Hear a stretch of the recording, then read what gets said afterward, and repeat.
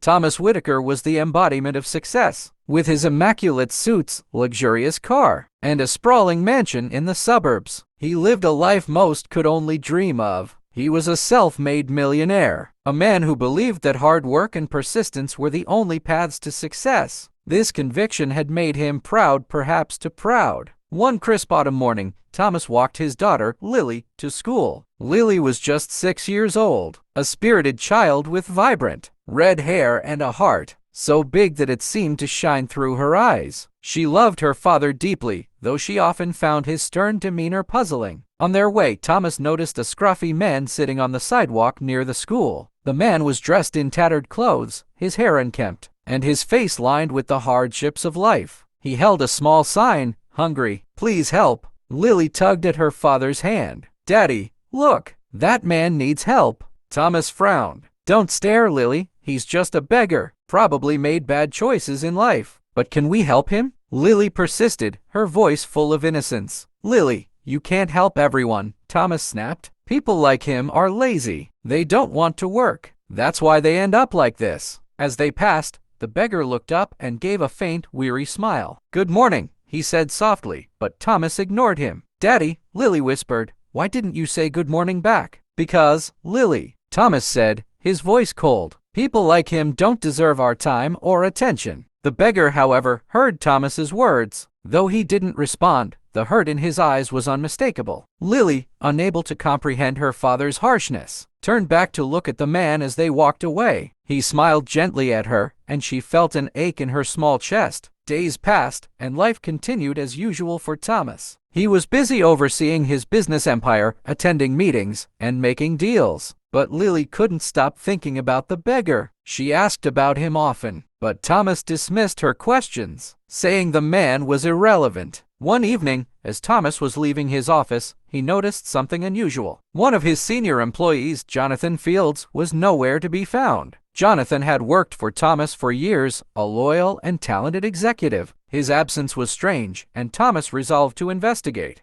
The following morning, Thomas decided to take a different route to work. He walked through the same street where the beggar often sat. To his shock, he saw Jonathan sitting there, wearing the same tattered clothes as the beggar. Thomas froze. His mind raced. What was his top executive doing here, looking like a homeless man? "Jonathan?" Thomas finally asked, his voice filled with disbelief. The beggar looked up, and Thomas realized it wasn't Jonathan. It was the man he had humiliated days earlier, but the resemblance was uncanny. "Do you know Jonathan Fields?" Thomas asked, trying to compose himself. The beggar nodded slowly. "Yes, I know him well." Thomas frowned. "Where is he? Why hasn't he come to work?" The beggar hesitated before speaking. "Jonathan is no longer working for you, Mr. Whitaker." "What do you mean?" Thomas demanded. "I used to be Jonathan Fields," the beggar said softly. "That was my name, before everything fell apart." Thomas staggered back, stunned. "That's impossible. Jonathan was one of my best employees." "Yes," the beggar said, his voice heavy with sorrow. "I was, but 2 years ago, my wife fell gravely ill. I spent all my savings trying to save her. When she passed away, I fell into depression. I started missing work, and you let me go. After that, everything spiraled out of control. I lost my home, my dignity, and here I am." Thomas's face turned pale. He remembered now. Jonathan had indeed struggled after his wife's death. Thomas had assumed it was a temporary setback and hadn't thought twice about firing him when his performance declined.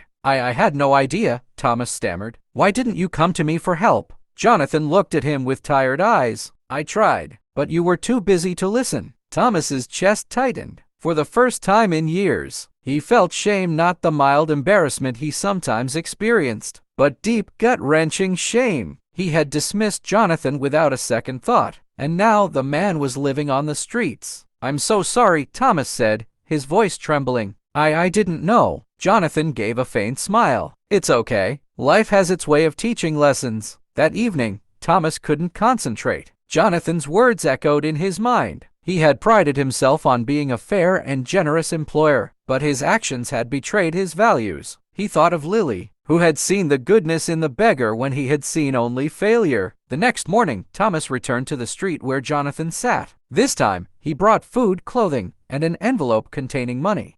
"Jonathan," Thomas said gently, "Please let me help you. I want to make things right." Jonathan looked at him for a long moment before nodding. "Thank you, Thomas." But Thomas didn't stop there. He helped Jonathan find temporary housing and offered him a new position in his company. Though hesitant at first, Jonathan eventually accepted. Months passed, and Jonathan began to rebuild his life. With Thomas's support, he regained his confidence and started contributing to the company once more. The experience also changed Thomas. He began to see people differently, not as successes or failures, but as human beings deserving of compassion and dignity. One evening, as Thomas tucked Lily into bed, she looked up at him with her big, curious eyes. "Daddy, what happened to the man on the street?" Thomas smiled. "He's doing much better now, Lily, and I've learned a lot because of him." "Like what?" she asked. Thomas paused, his voice soft. "That we should always help people when we can. Everyone has a story, even if we don't know it." Lily beamed. "I'm glad, Daddy." As Thomas kissed his daughter goodnight, he realized that the greatest lesson of his life had come from a man he once considered unworthy of his time. And in helping Jonathan, he had not only redeemed himself but had also become the kind of person his daughter could look up to. From that day on, Thomas made it his mission to support those in need, both in his personal life and through his company. He set up programs to help struggling employees, ensuring no one would face the hardships Jonathan had endured.